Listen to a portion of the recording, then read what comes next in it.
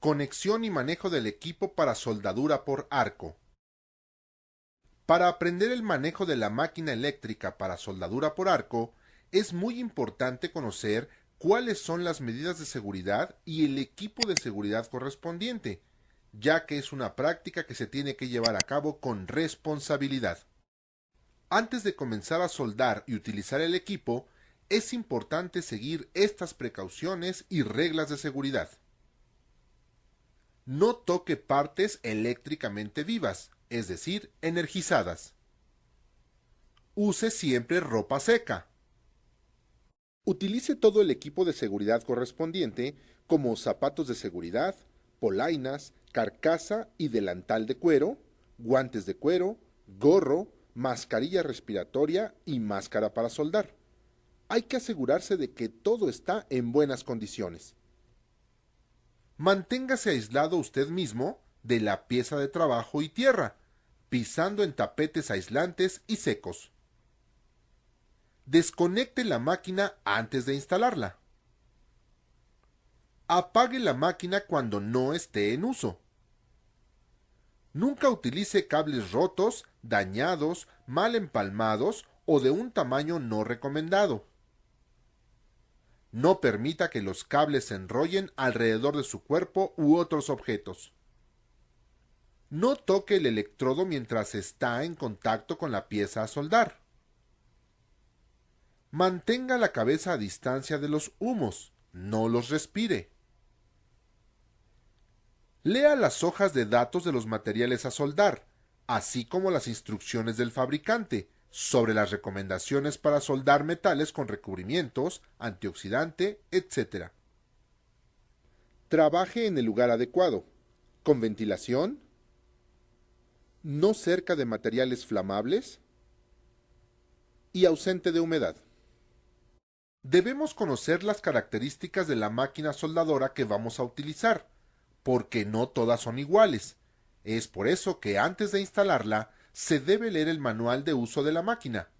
Aunque el funcionamiento de las diferentes máquinas es similar, algunas de ellas cuentan con elementos de más alta tecnología. Para comenzar la instalación de la máquina, primero debemos ubicarla en un lugar que deje espacio libre, mínimo de 46 centímetros o 18 pulgadas en cada uno de los lados, para evitar cualquier obstrucción del flujo de aire. Esto para impedir que la máquina se sobrecaliente y pueda hacer más larga su vida útil. Después, tenemos que verificar que el voltaje del tomacorriente al cual se va a conectar sea el mismo que el indicado para el trabajo de la máquina. Cuando se traslada la máquina para hacer un trabajo en un domicilio, no debe de conectarse en los tomacorrientes normales de la casa, pues no están diseñados para soportar la gran cantidad de energía que requiere para funcionar. Debe entonces conectarse a la línea de alimentación comercial antes de los elementos fusibles del interruptor de cuchillas, pero es necesario bajar antes las cuchillas. La máquina cuenta con su propio interruptor y protección termomagnética. En un taller es necesario tener un centro de carga y contacto tipo industrial exclusivo con la protección termomagnética y calibre de conductores adecuados para conectar la máquina. Las tomas de corriente y un interruptor principal deben situarse en un lugar que permitan su desconexión rápida en caso de emergencia. La máquina de soldar requiere también una conexión a tierra, la cual no debe de unirse a cadenas, tuberías de gas o de líquidos inflamables o ductos que contengan cables eléctricos. Una vez ubicada la máquina en su lugar de instalación, conectamos los cables del circuito de soldadura. Existen dos tipos de conexiones de los cables: conexión en polaridad directa y conexión en polaridad inversa. La conexión en polaridad directa se hace conectando el cable con pinza portaelectrodo al polo negativo de la máquina soldadora y el cable con pinza de masa al polo positivo de la máquina. Con este tipo de conexión se manejan corrientes del orden de 50 a 500 amperes y el calor liberado es muy grande, concentrándose en las piezas que se van a soldar, para favorecer la fusión de los metales. Por eso, este tipo de conexión se utiliza para la soldadura en piezas de gran espesor. La conexión en polaridad inversa se hace conectando el cable con pinza portaelectrodo al polo positivo de la máquina soldadora y el cable con pinza de masa al polo negativo de la máquina. La corriente que se maneja oscila entre 5 y 60 amperes. Entonces, el calor producido por el arco eléctrico se concentrará sobre todo en el extremo del electrodo, y la penetración en las piezas a soldar es menor, por lo que su uso es para soldar piezas muy delgadas o para soldadura sobre cabeza, donde es necesario un enfriamiento rápido de los metales fundidos para sostenerlos en su posición contra la fuerza de gravedad. Por lo anterior, es necesario tomar en cuenta, para cada tipo de soldadura, una polaridad determinada. Supongamos ahora que conectamos los cables en polaridad directa. Entonces, colocamos en la pinza portaelectrodo el electrodo adecuado para el trabajo que realizaremos y posteriormente fijamos la pinza de masa al metal o pieza sobre la que se va a hacer la soldadura. Una vez hecho esto, accionamos el interruptor de energía, el cual sirve para energizar o desenergizar la máquina soldadora. Nunca debemos operar este interruptor mientras esté presente el arco entre el electrodo y la pieza de trabajo, pues esto reduce la vida del interruptor. Es importante recordar que antes de accionar la máquina, debemos bajar el voltaje y amperaje al mínimo, con los controles respectivos. El paso siguiente es ajustar el voltaje con el control de ajuste de voltaje, seleccionando el voltaje de arco de soldadura, y según la necesidad de aplicación, giramos la manivela en el sentido de las manecillas del reloj para aumentar el voltaje de soldadura. Para disminuir, gire en el sentido contrario de las manecillas del reloj, y de igual manera ajustamos el amperaje de acuerdo a las condiciones de trabajo. Generalmente, las máquinas actuales tienen un voltímetro, que indica la tensión de salida de la máquina soldadora en volts, y un amperímetro, que indica la corriente de salida de la máquina soldadora en amperes. Una vez completados los pasos anteriores, procedemos a realizar el trabajo, pero sin exceder el ciclo de trabajo continuo de la máquina, ya que puede dañar la unidad. Este tiempo se puede consultar en el manual del fabricante de la máquina. Regularmente, el ciclo de trabajo de toda máquina soldadora está basado en un intervalo de 10 minutos. Es importante que al terminar la soldadura se debe apagar siempre la máquina y quitar el electrodo de la pinza portaelectrodo.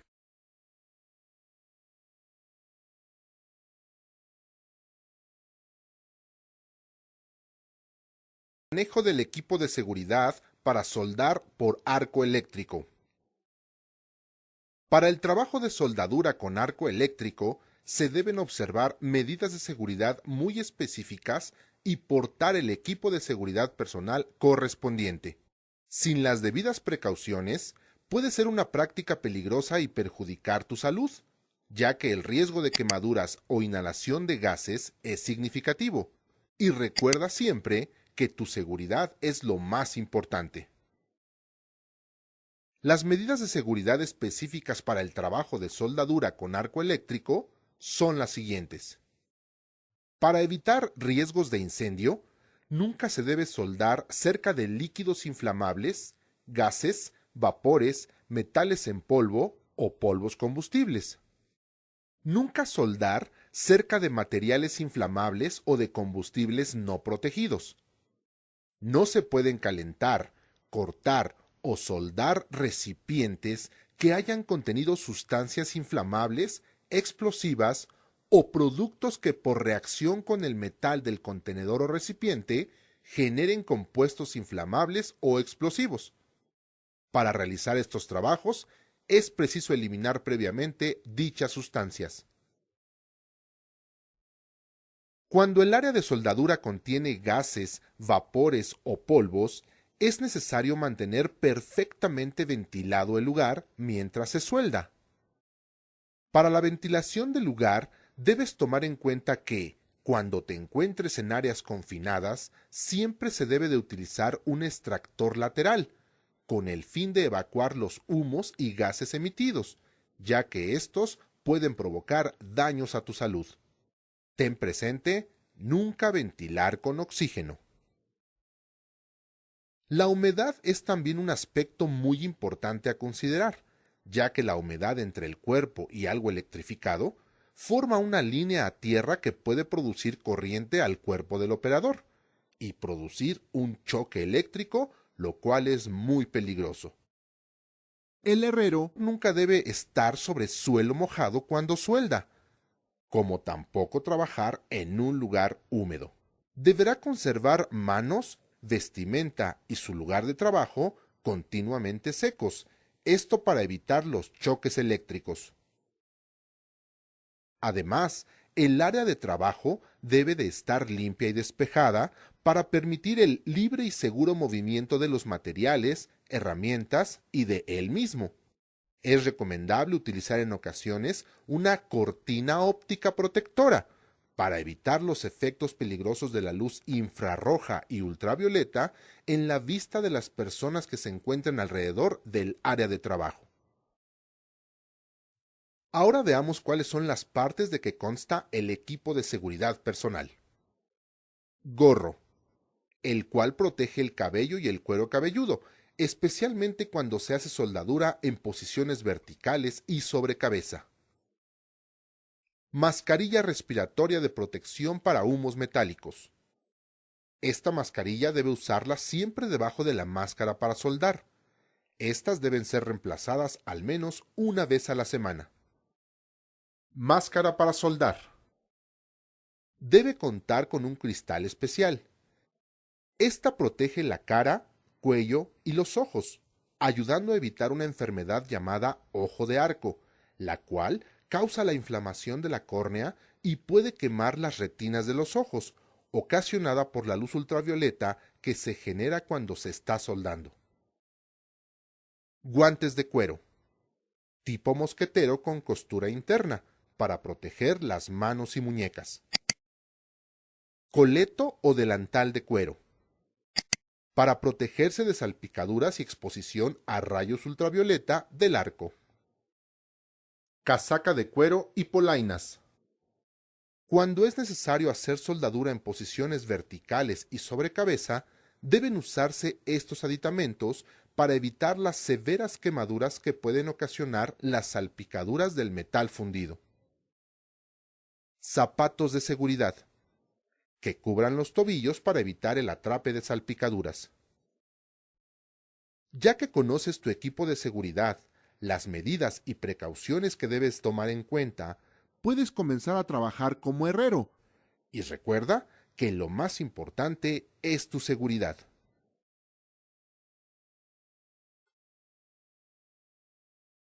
Descripción del diseño de estructuras con aluminio. Puertas. Una puerta de aluminio es atractiva a la vista y económica. Una puerta debe ser funcional. Por ello, escucha la necesidad de tu cliente. Visita el sitio para tomar medidas del lugar. Simula la apertura de la puerta. Verifica que no existan elementos que vayan a impedirlo, como imperfecciones, tanto en el piso como en el techo, bardas, paredes u otros. Haz un bosquejo de cómo sería y verifica las ventajas y desventajas de realizar un diseño así. Con el flexómetro, anota las longitudes lo más exacto posible de los lados. Verifica variaciones por descuadre. Esta no debe ser mayor a 1 centímetro. Así evitarás complicaciones para instalar la puerta. Con el nivel de burbuja, verifica la horizontalidad o verticalidad.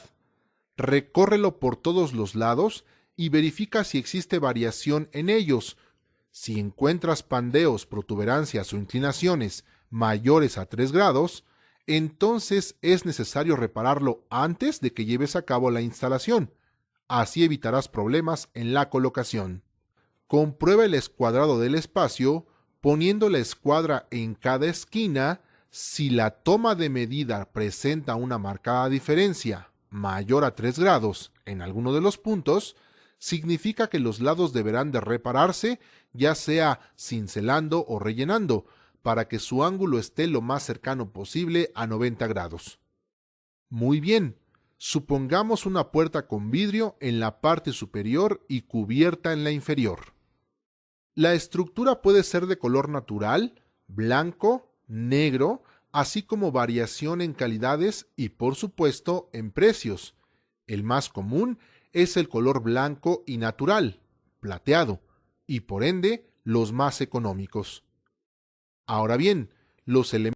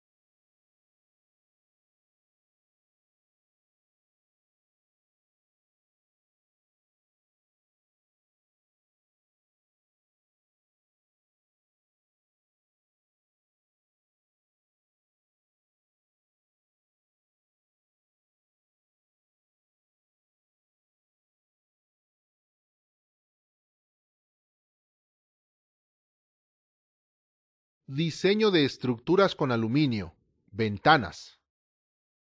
Por la naturaleza del material, una ventana de aluminio es atractiva a la vista y más duradera frente a las condiciones ambientales.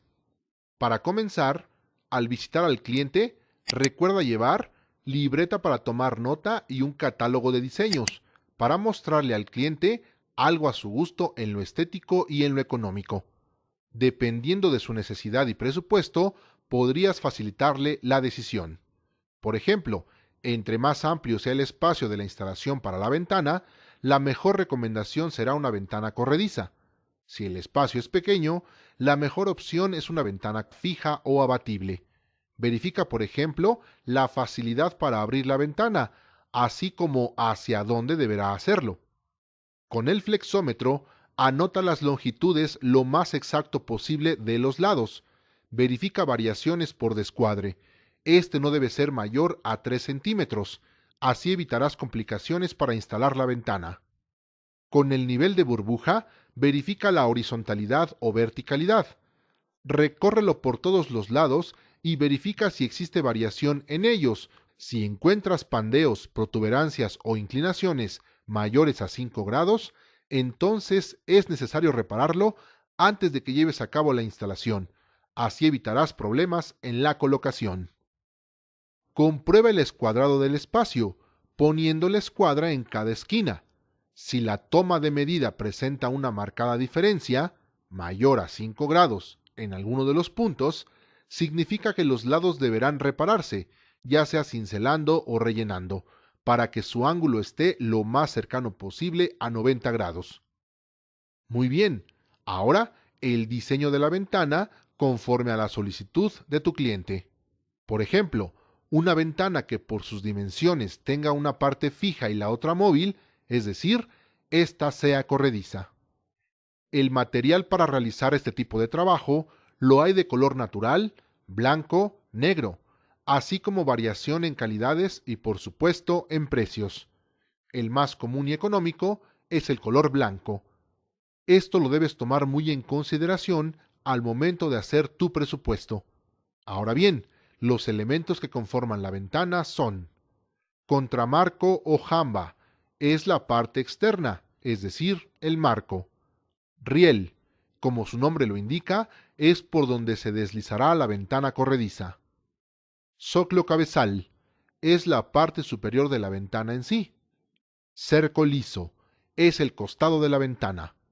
Traslape, es la parte que divide, forma parte de la ventana. Zoclo, es la parte baja de la ventana en sí. Para realizar el cálculo de material necesario, toma en cuenta que los perfiles tienen una longitud de 6 metros, a excepción de los traslapes, que tienen una longitud de 4.6 metros. Conforme a las medidas que tomaste, debes contemplar el material que requieres. Tomemos de ejemplo un espacio de 1.10 de alto por 2 de largo. Debido a las dimensiones, lo recomendable es realizar una ventana con 2 hojas corredizas. Se utilizará entonces lo siguiente: 6.20 metros de contramarco o jamba, 2.10 metros de zoclo, 2.20 metros de traslape, 2.20 metros de cerco liso, 2.10 metros de zoclo cabezal, 2 metros de riel, 2 metros de riel adicional. Además, 4 carretillas, 2 jaladeras, 20 metros de felpa, 10 metros de empaque, paquete de pijas de 8 por 1,5 pulgadas, paquete de tornillos de 10 por 2 pulgadas, paquete de taquetes, paquete de remaches de 1/8 de pulgada, 2 vidrios de 5 milímetros. La compra de estos últimos se realiza hasta el final, debido a que deben ajustarse a las medidas de la estructura, pues siempre existirá una leve variación en centímetros. De manera que, dependiendo de la necesidad del cliente, debes estimar los consumibles de cada diseño, cotizar incrementando un 10% para prever material y mano de obra.